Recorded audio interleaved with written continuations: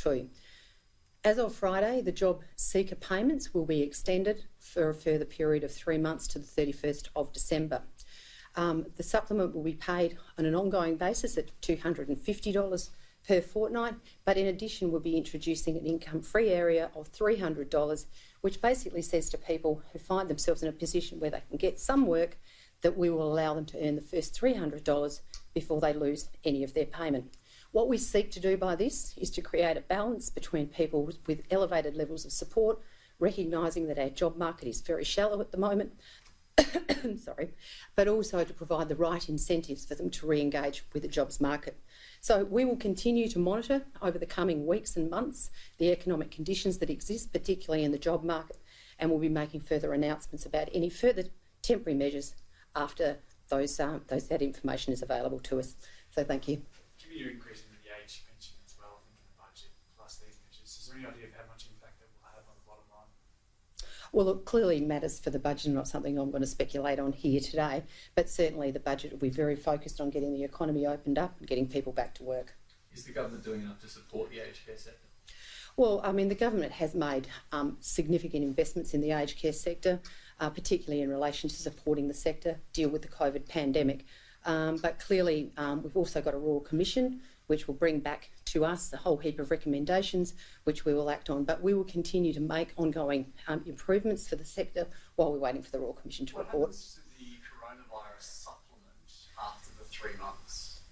Well, as I said, we will continue to monitor the economic conditions and most particularly the state of the jobs market going forward, and we'll make some decisions about what we might do post the 31st of December closer to that date.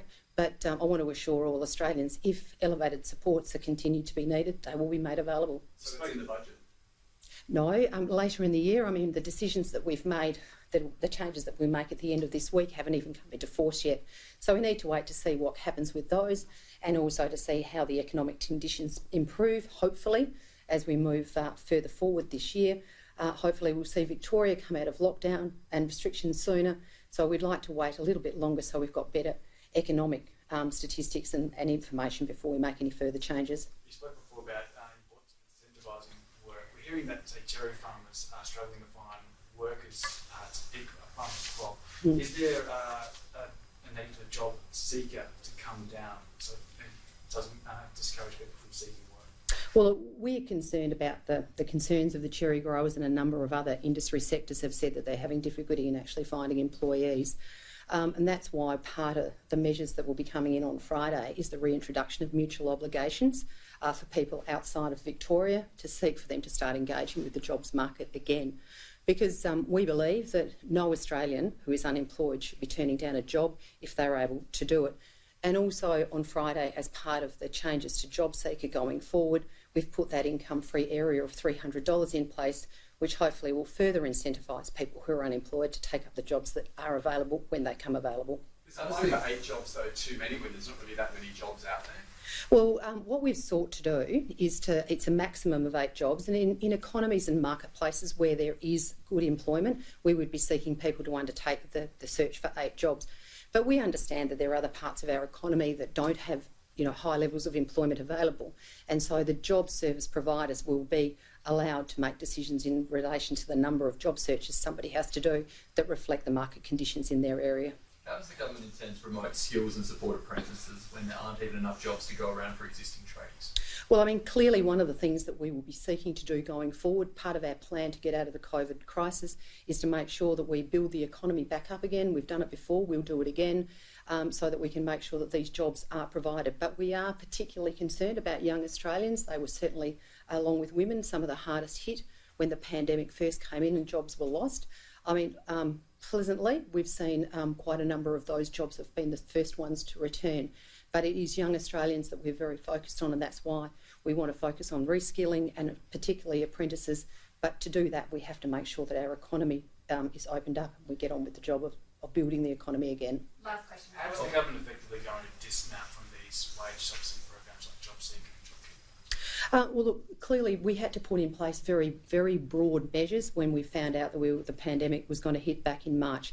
And so we put a blanket over the economy to provide the supports for all Australians to get through.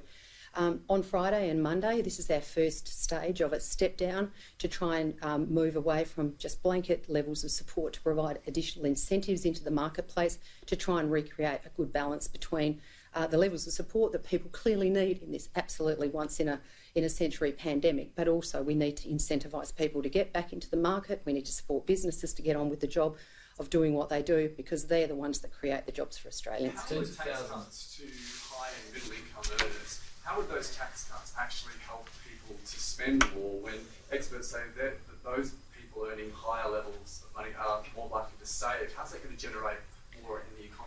Well, I'm certainly not going to speculate about what's in the budget, but what I would say is that the government is very focused on a broad suite of measures to improve aggregate demand, because it's through aggregate demand that we'll be able to stimulate the economy. Tens of thousands of Australians are stranded overseas due to COVID. They've registered their desire to come home for a DFAT. Labor says the increased cap on Australian arrivals isn't enough and more needs to be done.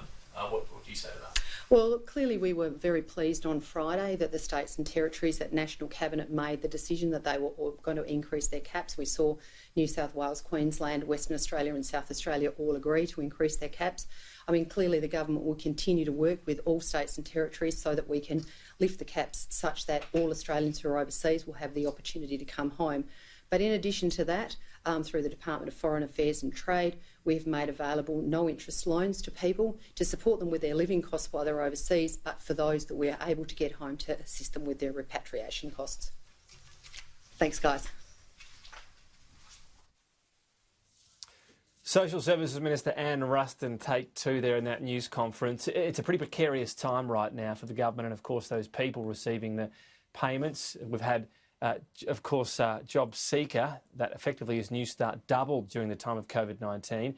And, of course, JobKeeper, that $1,500 fortnight payment. Well, they're both going to be scaled down from September 28. So within a week, in a week's time, they begin to be scaled back. And Ruston talking there about some of the measures still in place to support people. A review also on what might happen to the pension, which at the moment hasn't gone up at all, but there'll be seemingly a decision in the budget on that. But you've still got, in particular, Victoria struggling, the rest of the economy slowly getting back to life as these payments come off. So that's a pretty precarious moment for that. Labor trying to keep the pressure up. For now, the government saying, well, they can't stay at those levels permanently. We'll see what happens longer term, December and beyond.